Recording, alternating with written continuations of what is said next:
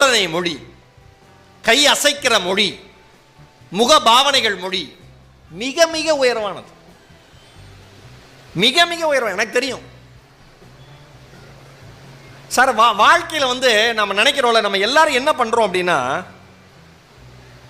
மிகப்பெரிய தவறா நம்ம நினைக்கிறது என்ன அப்படின்னா, நமக்கு என்ன தோன்றோமோ அதை நம்ம செய்யறதில்ல. வாழ்க்கையில்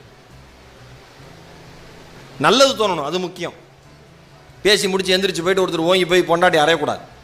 என்ன தோணாமோ அதை செய்யணும்னு ஈரோடு மகே சொன்னாப்லன்னு அவரும் அதே தான் சொன்னார். அந்த அம்மா மறுபடியும் அரைச்சதுன்னா குடும்பம் கெட்டு போயிரு.